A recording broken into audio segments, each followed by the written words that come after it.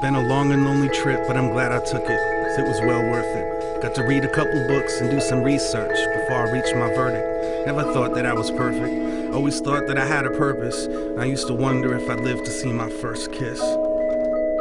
The most difficult thing that I did was recite my own words at a service, realizing the person I was addressing probably wasn't looking down from heaven, or cooking up something in Hell's Kitchen, trying to listen in or eavesdrop from some other dimension. It was self-serving, just like this is.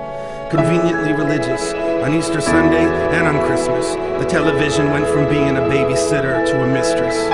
Technology made it easy for us to stay in touch while keeping a distance, so we just stayed distant and never touched. Now all we do is text too much.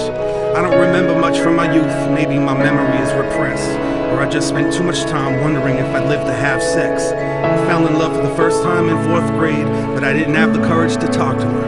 In 8th grade, I wrote the note and slipped it in somebody else's locker. Considered killing myself because of that. It was a big deal, it was a blown cover, it was over for me. My goose was cooked, stick a fork in me. The jig is up, blew my chances, the rest is history. Our future was torn asunder, it became abundantly clear. It was the best of times, it was the end of times. It was the best of times, it was the end of times. Best of times, the end of times. I was always on deck, I was next in line. An only child with a pen and pad, writing a list of things I could never have. Walls in my house were paper thin, every squabble seemed to get deafening. My memory served me correctly and made it a point to avoid and forget some things, proudly to keep from being embarrassed. Never meant to upset or give grief to my parents. Kept my secrets, hidden my talents in my head, never run to the mattress.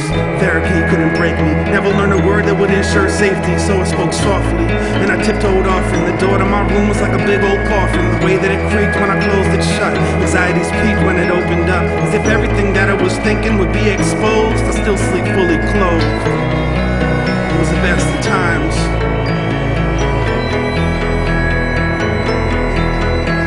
It was beautiful, it was brutal, it was cruel, it was business as usual, heaven, it was hell. Used to wonder if I lived to see 12. When I did, I figured that I was immortal.